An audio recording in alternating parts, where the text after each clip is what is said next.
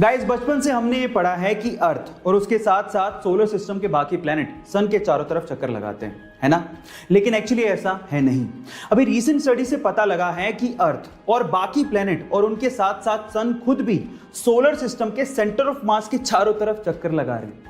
अब मजे की बात यह है कि सोलर सिस्टम का जितना भी मास है उसका 99.87% मास अकेले सन का ही है, और इसी वजह से सोलर सिस्टम का सेंटर ऑफ मास सन के पास ही लाई करता है, और इसी वजह से हमें ऐसा लगता है कि प्लेनेट एक्चुअली सन के चारों तरफ चक्कर लगा रहे हैं, लेकिन एक्चुअली सेंटर ऑफ मास के चारों तरफ सन, अर्थ और बाकी प्लेनेट चक्कर लगा रहे हैं। है ना इंटरेस्टिंग फैक्ट। अगर आप इसका डॉक्यूमेंट चाहते हैं तो डिस्क्रिप्शन बॉक्स में गिवन है। गाइस, ऐसे ही इंटरेस्टिंग वीडियोस के लिए यूट्यूब पे हमारे चैनल को सब्सक्राइब कर लीजिए, और अगर आप इंस्टाग्राम पे देख रहे हैं तो मुझे फॉलो करना मत भूलिएगा। मिलते हैं अगली वीडियो में। मरने की सिचुएशन में था तो उसने अपने बेटे को बुलाया और एक घड़ी देते हुए कहा कि बेटा, ये घड़ी मुझे तुम्हारे दादाजी ने दी थी और ये 200 साल पुरानी है। अब तुम पास की वॉच शॉप पे जाओ और इसका प्राइस पूछ के आओ। वो लड़का गया और वापस आके कहने लगा कि वॉच शॉप वाले इसका मात्र $1 ही देंगे क्योंकि घड़ी बहुत पुरानी है। अच्छा ठीक है। उसके बाद पिता ने कहा कि तुम इसी घड़ी को म्यूजियम लेके जाओ और फिर रेट पूछ के आओ। वो म्यूजियम गया और जब वापस आया तो उसने कहा कि म्यूजियम वाले इसके लिए $1,00,000 देने को तैयार है क्योंकि ये घड़ी बहुत पुरानी है। अब गाइस, घड़ी वही थी लेकिन देखने का नजरिया अलग था, इसीलिए कीमत अलग थी।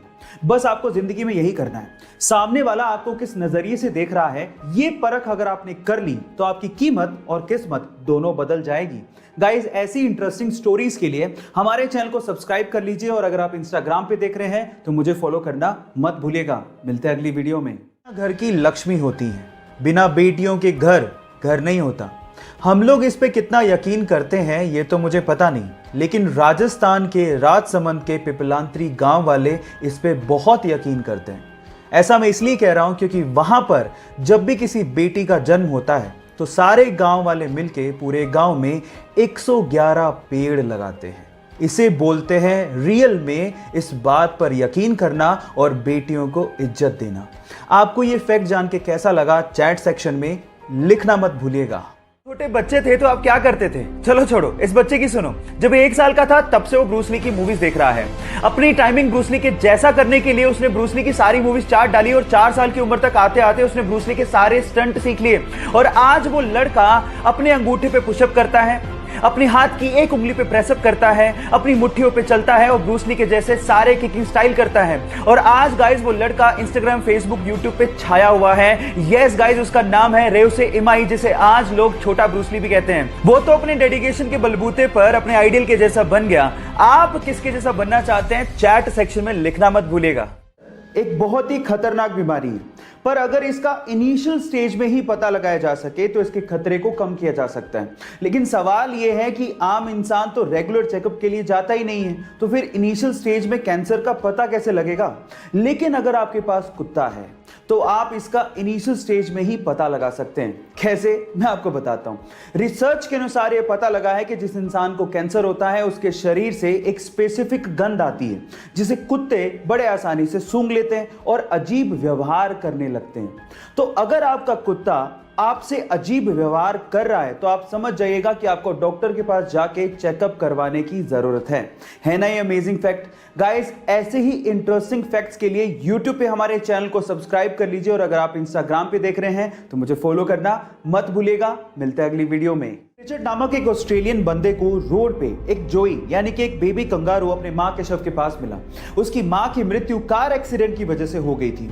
अब वो उसे अपने घर ले आया। उसने और उसकी फैमिली ने उस कंगारू को बड़े प्यार से पाला। उनकी प्रॉपर्टी में बने एक बड़े से फार्म में वो कंगारू खेलता रहता था। एक दिन लेन अपनी प्रॉपर्टी में घूम रहा था, तभी अचानक से एक पेड़ का तना उसके सर पे आके गिरा और वो वहीं बेहोश हो गया। तब वहां पर वो कंगारू भागता हुआ आया और तब तक चिल्लाता रहा जब तक उसकी फैमिली ने लेन को ढूंढ नहीं लिया। गाइस, ये बेजुबान जानवर वफादारी का कर्ज निभाना बहुत अच्छे से जानते हैं। आपका इस घटना के बारे में क्या ख्याल है चैट सेक्शन में जरूर लिखिएगा, और अगर आप YouTube पे देख रहे हैं तो हमारे चैनल को सब्सक्राइब कर लीजिएगा, और अगर आप इंस्टाग्राम पे देख रहे हैं तो मुझे फॉलो करना मत भूलिएगा। मिलते हैं अगली वीडियो में। जो 10 साल तक बस कंडक्टर रहा और फिर उसके बाद लगभग 4 साल तक वो ट्रक ड्राइवर्स के साथ घूमता रहा उन पे डॉक्यूमेंट्री बनाने के लिए, और उसके बाद उसी डॉक्यूमेंट्री को भारत की तरफ से 8th डॉग फेस्ट अवार्ड के लिए भेजा गया। और उसके बाद उस डॉक्यूमेंट्री मूवी ने इतिहास रच दिया।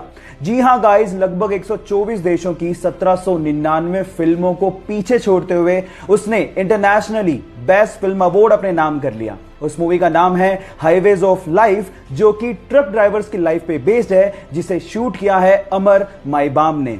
गाइस, सच में गर्व होता है इंडियन टैलेंट पर। आपको ये जान के कैसा लगा, चैट सेक्शन में लिखना मत भूलिएगा।